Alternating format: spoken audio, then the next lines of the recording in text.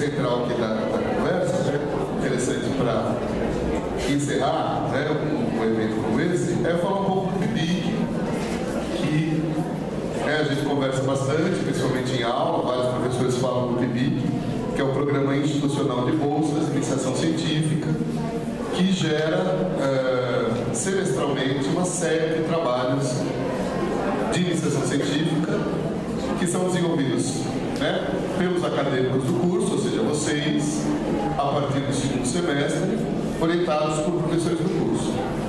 Então, só para falar um pouquinho do PIBIC, é uma oportunidade bastante interessante de inserção na produção do conhecimento científico. Tem mais alguém que tem PIBIC aqui? Eu não estou conseguindo enxergar. Não. Ali tem. Ah, Franciane. Não, valeu. Franciane já está no segundo, está com o terceiro pronto. Mais alguém? Não. Fábio também já está no segundo, enfim. A rodada está aberta, né? E uma coisa interessante para a gente conversar, que eu sempre comento, só sendo repetitivo para quem já me ouviu isso, é que o curso de Psicologia ele sempre teve uma presença bastante marcante nos programas de iniciação científica. Né? Desde o primeiro, que aconteceu há mais de 12 anos, em todas as rodadas nós conseguimos bolsas de iniciação científica. Quando tem pouca bolsa, a gente consegue muita bolsa. Quando tem muita bolsa, a gente consegue muita bolsa. Então o curso é algo que é bastante valorizado e realmente existe já uma história, né, de iniciação científica no curso de Psicologia, e alunos egressos do curso que tiveram experiência com o PIBIC já ingressaram em programas de pós, em instituições de pesquisa. Né? Isso é bastante interessante. Tanto quem gosta ou quem começar a gostar da área é uma boa porta de entrada. Né? Interessante, vejam no site, perguntem dos professores, para que a gente consiga manter esse padrão, né, de constância e excelência do curso, né, do programa do PIBIC. Então agora passa a palavra para o Fábio, né, que vai falar sobre um recorte, né, justamente da bolsa dele, que é orientado pela professora Mara Patroni. Que está entampada por uma flor. Boa noite, pessoas.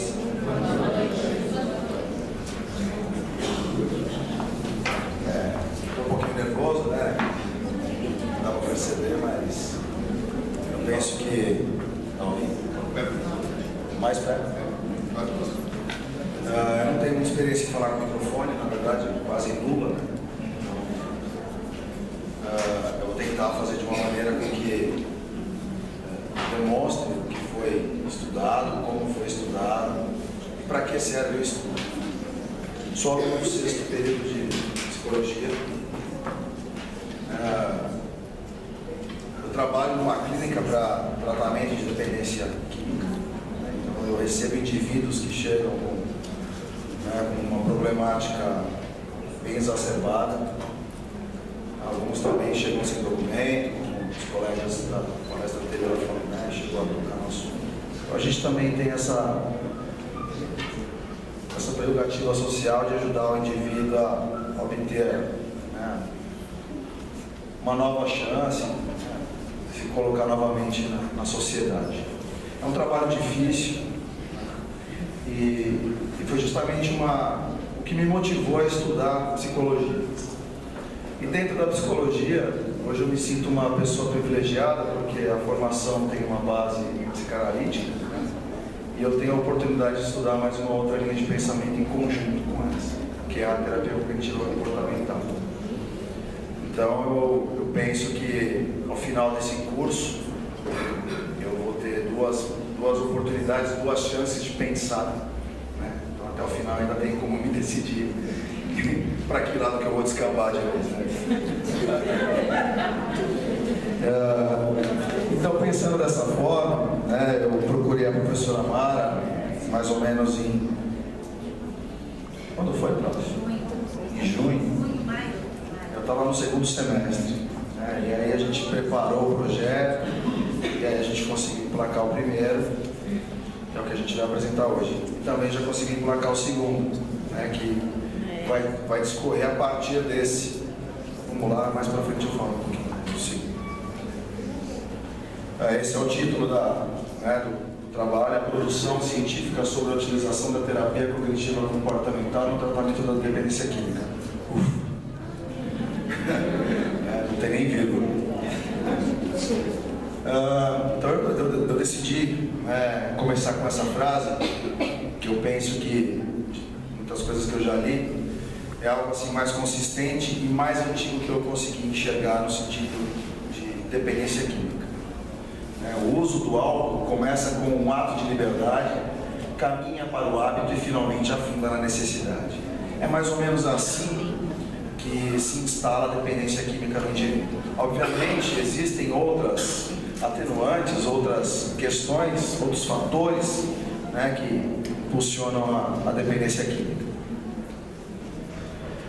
Então, Sadok, são psiquiatras, eles definem a dependência química dessa forma, como um distúrbio ou transtorno crônico, correlacionado a outras doenças incuráveis, porém controláveis, e ainda almejando um bom resultado terapêutico, apesar de oscilações constantes. Muitos psicólogos que eu conheço, eles definem que o portador da dependência química é um dos pacientes mais ingratos que existe. Então, normalmente esse tipo de paciente, ele devolve para o terapeuta a ingratidão, ele volta ao uso, então todo o trabalho que foi feito se perde, nem todo ele, mas uma grande parte. Em alguns momentos é possível sim retomar o trabalho, em outros não. A psiquiatria, ela se utiliza de duas ferramentas diagnósticas, que é o DSM-4, que já foi destituído e agora está em vigor o DSM-5, mas pelo que eu já andei pesquisando em relação ao diagnóstico de dependência química não mudou nada. E o CID-10. No DSM-4, o psiquiatra, obviamente, não na primeira consulta, nem na segunda, ele vai fazendo questionamentos para o indivíduo, para seguir com o roteiro mesmo, para tentar diagnosticar se ele está em uso abusivo, se ele está em uso nocivo, ou se ele já está em dependência química, porque existem esses estágios. E são 7 questões do DSM-4, e se o indivíduo se enquadrar em 3, ele já é considerado sim dependente químico. No CID-10 é uma questão a menos e o mesmo prognóstico.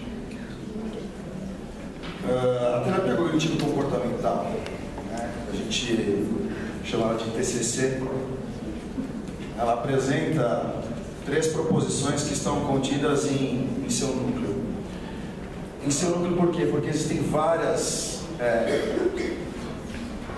terapias cognitivas comportamentais, mas essa é a base para todas, Que a atividade cognitiva influencia o comportamento. A atividade cognitiva pode ser monitorada e alterada. E o comportamento desejado pode ser influenciado mediante a mudança da cognição. Vamos continuar um pouquinho, a gente mais para frente fala um pouco mais ainda. A trajetória do meu trabalho, ela segue esses parâmetros, que primeiramente foi efetuado o levantamento de toda a produção científica, tudo que foi publicado em artigo científico que eu consegui encontrar no período de 10 anos, de 2002 até 2012, quando começou o trabalho. A gente precisou fechar esse período porque se fica pegando mais e mais e mais, chega uma hora que não dá conta. Então a gente fechou esse período de 10 anos, e foram encontrados 145 artigos em inglês, português e espanhol. Então a gente buscou em base, o professor Paulo inclusive me acompanhou numa dessas peregrinações. A gente precisou ir até a biblioteca da USP mesmo, é fantástico, recomendo inclusive.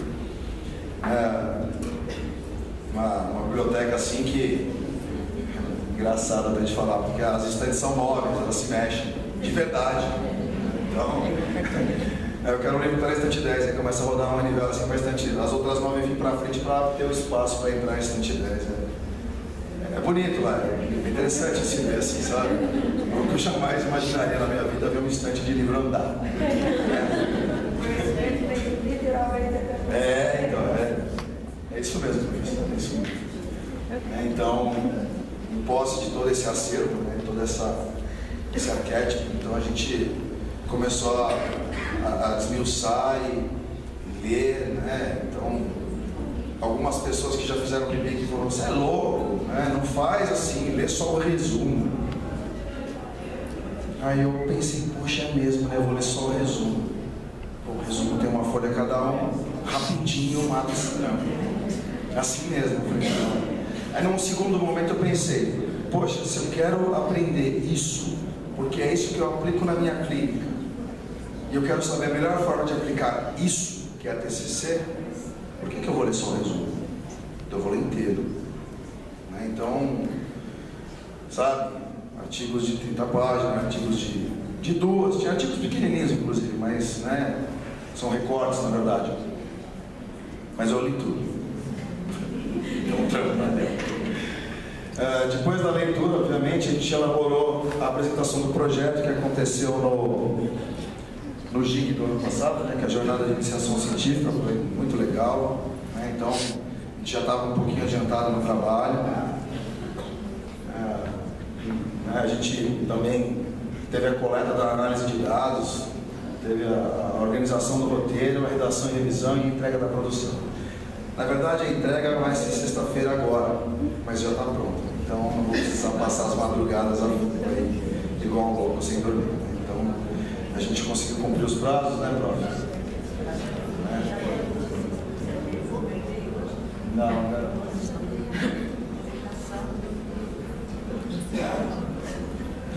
Maravilha, então dia 2 já tem trabalho para fazer. Bom, pode contar comigo, professor. E, então, dessa forma, a gente foi trabalhando, né? A professora, minha orientadora, não me deixou na mão em nenhum momento. Em alguns momentos, ela pediu para o nosso co-orientador, né? Que a gente não devia falar assim, mas desculpa aí, professor. Né? Então, assim, eu também sou privilegiado nesse sentido, porque o professor Paulo, né, me mostrou a mística, né, da meta-análise, da análise científica mesmo. E a professora Mara foi perfeita nas orientações de terapia cognitiva comportamental. Estou bem amparado.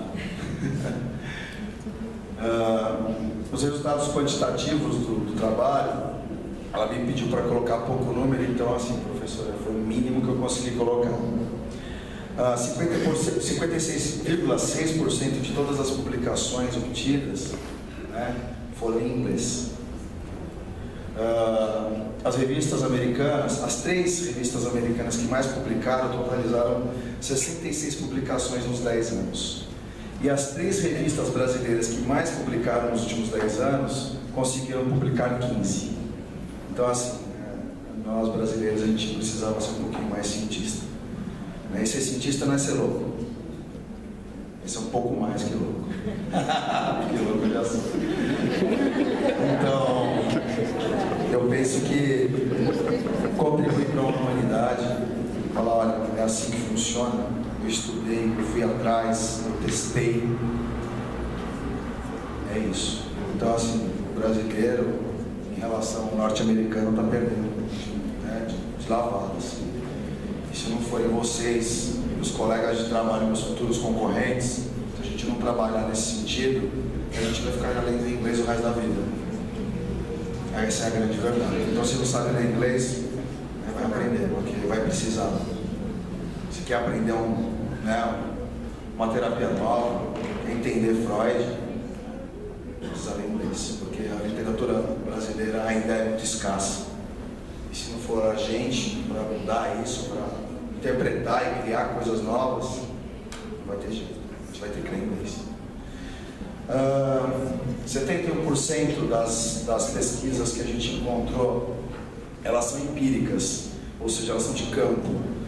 Eles pegam a teoria e vão testar. Né? Pegam uma amostra essa amostra eles dividem um grupo que vai receber a terapia cognitiva comportamental e um outro grupo que vai receber o que é habitual, seja qual for esse habitual, seja psicanálise, seja gestalt, seja qualquer outro. Então, foi assim que os artigos se comportaram no decorrer da leitura. 23% das pesquisas foram realizadas por 2 autores. Então não precisa fazer sozinho, dá para fazer em 2, dá para fazer em 3. Tem artigos que tem 10 autores. Então é possível sim fazer. O PIBIC não, o PIBIC só dá para fazer sozinho. Mas a hora que já tiver um processo um pouquinho melhor, que apoia e paga bem para quem pesquisa. Então é um caminho de ganhar dinheiro também. E 73% de todas as pesquisas elas foram destinadas ao indivíduo, ou seja, a melhor maneira possível de se tratar o indivíduo. O restante da porcentagem ela se divide em como tratar a família desse indivíduo e como ensinar o psicólogo a tratar esse indivíduo. A TCC, quando ela é aplicada à dependência química, por meio dos artigos e livros pesquisados, foi possível identificar que a TCC favorece. Então, assim, ela funcionou desse jeito no decorrer da pesquisa, foi assim que a gente conseguiu entender que ela funcionou. Então, em primeiro momento, ajudou o indivíduo a atingir a abstinência, auxilia na reabilitação desse indivíduo. No terceiro momento, ela ajuda o indivíduo a se prevenir de volta ao uso, por diversas questões. O manejo de fissura, ele aprende a conseguir recursos para lidar com a vontade de usar drogas. Ela auxilia na correção dos erros cognitivos, então o indivíduo começa a ter um pensamento melhor de si, do outro, do mundo. Dessa forma, o indivíduo, quando ele sai do tratamento, seja ele qual for, internado, ambulatorial, ele vai sofrer a reexposição. E não é a droga, ele vai ser exposto novamente à sociedade, à família, ao trabalho, ao namorado. Então, quando esse indivíduo ele volta para o meio onde ele estava, ele já está exposto novamente, não ao uso, mas ao que antecede o uso. Os colegas falaram hoje em relação a tratar a causa. Dependência química, primeiro se trata a causa, depois a consequência. A consequência do uso de droga, todo mundo já sabe por quê. O cara fica loucão, batendo o carro por aí, matando gente. Fica bêbado, volante, atropelando o poste. Agora, já a TCC, ela vai lá na causa. Então, ela auxilia o psicólogo, ela auxilia o terapeuta a trabalhar antes da dependência química. Ela vai buscar o que causa realmente o uso de drogas desse indivíduo. Os estados afetivos desfavoráveis, então quando ele começa a se sentir mal com ele mesmo, a TCC vai proporcionar ferramentas para que ele consiga se estabilizar. E se por um acaso pior acontecer, que ocorra um novo episódio de uso, a reação é a violação da abstinência. Então ele estava abstinente por X tempo e houve um episódio de uso. Algumas pessoas chamam de lapso, outros chamam de break, outros chamam de... Bom, aí tem um monte de nome, Mas na verdade é isso, ele usou mais uma vez. O que ele vai fazer com isso? Será que ele vai ter condição de ligar para esse terapeuta? Será que esse terapeuta vai estar disponível? Será que ele vai estabilizar? Porque no hospital eles tratam de uma maneira super agradável. Eu vivo isso todo dia. Quando eu preciso levar um paciente meu, numa síndrome, numa crise aguda de abstinência, ele não é bem tratado. Eu posso falar isso com propriedade, porque eu vejo isso. Mas, fazer o quê, Eu respondo essa pergunta, fazer isso que a gente está fazendo agora. Vocês estão me ouvindo, eu estou falando, e quem sabe um de vocês aí me ajude nessa causa. fazer diferente, mudar. Enquanto não houver mudança no nosso país, as pessoas vão ficar tirando sarro, gente. Essa é a grande verdade. O reforço positivo, que na minha opinião particular, é uma das técnicas da TCC fundamentais para que funcione o dependente, o portador da dependência química. Porque esse reforçamento positivo, toda vez que ele acerta alguma coisa, ele ganha algo a mais. Então, para vocês terem uma ideia, nos Estados Unidos eles utilizam até fichas vale. É basicamente dinheiro, só que não serve para gastar fora do ambulatório, por exemplo. Ele vai acumulando fichas vale, que ele pode trocar por um par de tênis, que ele pode trocar por... eu quero comer uma comida diferente. Então, né, eles têm umas ideias legais nesse sentido, que proporcionam que esse indivíduo ele comece a buscar, mesmo que mecanicamente, a evolução de si próprio. E isso vai se instalando de uma maneira ao qual, ao final de um processo de tratamento, isso já esteja mais habitual para ele. A mudança no estilo de vida, a mudança completa, né? Eu acho que eu esqueci de colocar uma palavra, a mudança completa no estilo de vida desse indivíduo, porque ele começa a desenvolver uma nova maneira de viver, ele começa a buscar outras pessoas para estarem perto dele, e alguns acabam até trabalhando nos centros, né, por um período, ou período curto ou longo. E outras técnicas comportamentais, essas a gente inclusive estudou há pouco tempo, que a partir de um comportamento que já é operante, é possível fazer a extinção desse comportamento, desde que o reforço secundário seja retirado. Então ele vai ter o reforço primário, que não gera esse reforço secundário, então ele muda o comportamento. Então é bem interessante, mais ou menos como funciona com o ratinho, sabe? Então e funciona legal, eu acho interessantíssimo, né? Agora a gente vai falar dos resultados qualitativos. Por se tratar de uma abordagem racional e objetiva, então é uma terapia muito rápida, ela, não desmerecendo as outras, mas ela não está muito preocupada com o que passou, é daqui para frente, o que a gente pode fazer do hoje em diante, porque o dependente químico é isso, é só emoção. O dependente químico não chora muito não, vou acelerar que eu quero sentir meu sangue correndo mais rápido na minha vida. Então, talvez por isso que ele use tanto, porque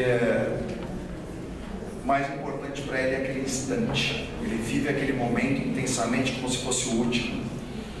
Então, se ele consegue fazer isso usando drogas, quando ele consegue fazer isso em recuperação, buscando essa recuperação, normalmente ela funciona. E com o apoio da terapia cognitiva comportamental, como nós já falamos, ela modifica a cognição do indivíduo, né? O que ele tem de si próprio, o que ele pensa dele, o que ele pensa do outro, o que ele pensa do mundo, o que ele conhece desse mundo, quem ele é, o que é o indivíduo, quem sou eu. E isso sim altera todo o comportamento dele, o comportamento de pensar, de sentir, de agir. Bom, numa última análise, para a maior efetividade do conhecimento da dependência química e da terapia cognitiva comportamental, torna-se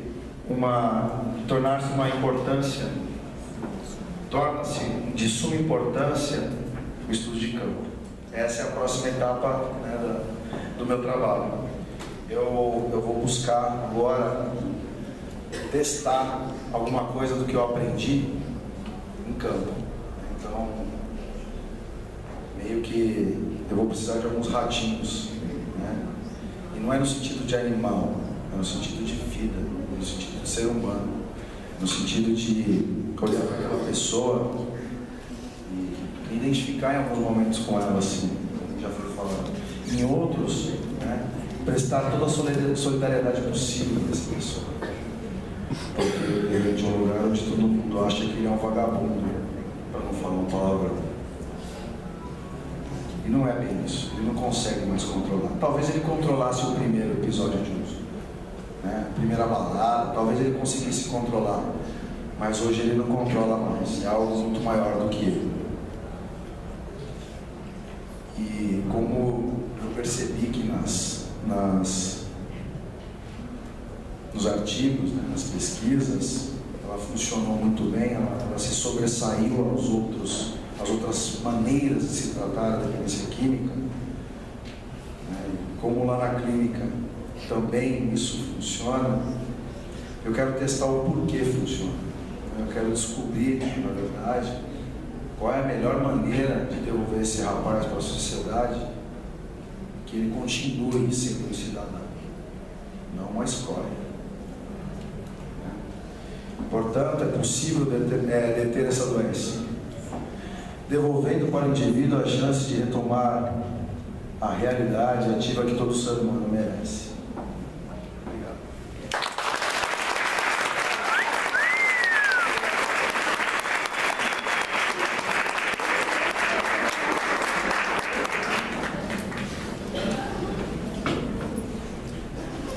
Questões?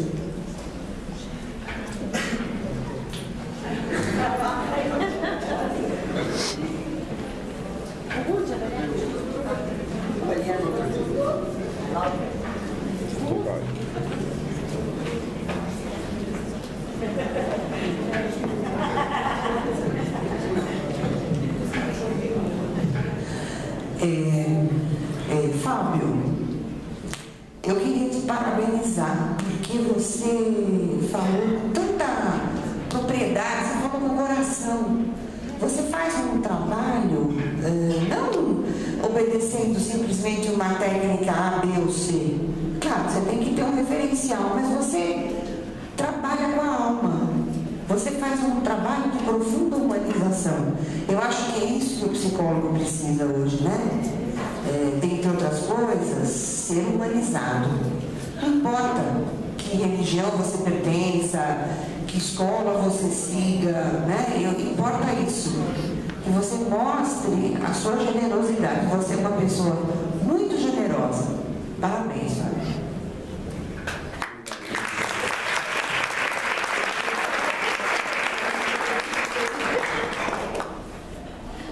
Eu não só penso assim, eu vivo assim. Depois que eu fiz um trabalho na Cracolândia, de recolher os rapazes da rua lá, eles não sabiam nem o nome deles, então eu comecei a pensar diferente em relação a essa qualidade de ser humano. E eu penso que teve um professor aqui na universidade que me deixou um pouco mais apaixonado do que eu já sou, né? Então, o professor Augusto. Então, ele conseguiu despertar algo a mais dentro de mim ainda, inclusive, né?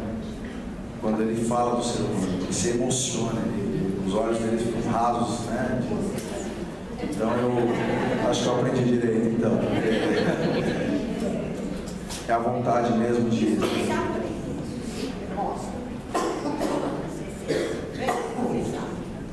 Obrigado, professor. Boa noite. Eu queria saber, quando você se decidiu para fazer o CLIC, qual foi o seu maior desafio? Não sei se foi a parte dos estudos teóricos mesmo, ou para passar isso tudo para os dados estatísticos, ou para fazer a observação de campo. Queria saber o que foi mais difícil para você, o que representou um desafio e como você lidou com isso. Olha, eu acho que o mais difícil era inglês.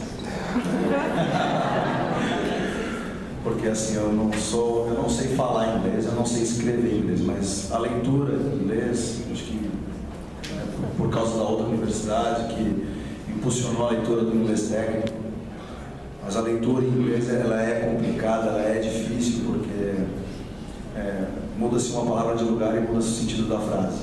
Então interpretar a língua inglesa foi o que eu senti uma grande dificuldade, assim, mas foi possível transpassar. Agora, você me lembrou bem a estatística, é difícil, né? Eu penso que o psicólogo ele é muito contra, né? Então, mas nada que eu converso com um ou dois professores de estatística eu não tenho resolvido, né? Então, são dois pontos assim que eu precisei tomar bastante cuidado, sabe? interpretar direito o máximo possível do real a língua inglesa e passar para a porcentagem aquilo que a gente conseguiu observar.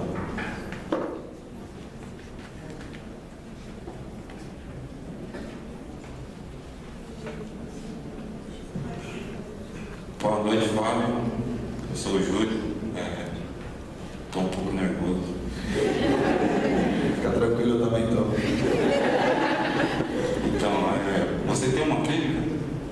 Sim. O método que você trabalha lá são os 12 passos, né? Práticos anônimos, passo agora da sobriedade. Então, o método que a gente trabalha lá ele é baseado na terapia cognitivo-comportamental.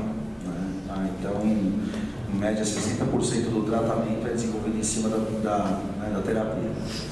Mas também a gente tem, sim, o desenvolvimento da filosofia dos 12 passos, Narcóticos Anônimos.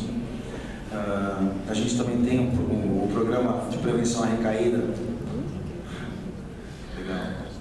que ele vai, ora ele anda junto com os 12 passos, ora ele pende para TCC.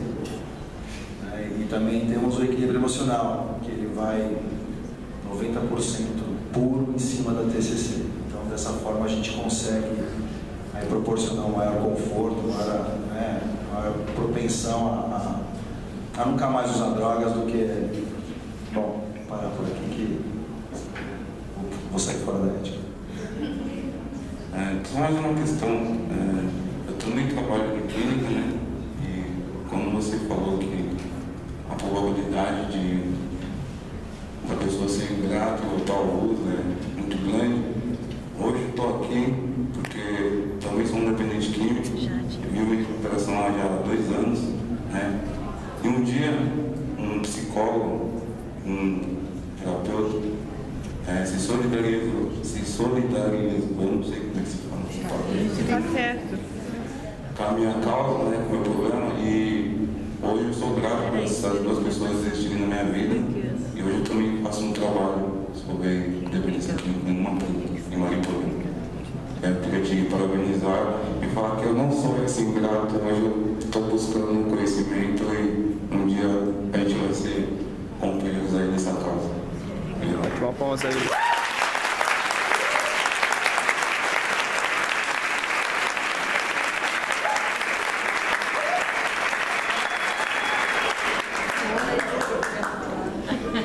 Então vai tomar um café comigo, porque eu também sou de Mariporã. Vamos tomar um café lá na Padaria Esperança, lá, a gente senta um pouco lá, toma um café, bate um papo e, né? Positivo, eu trabalho em Mariporã, moro em Diadema e estudo aqui na UFO. Então,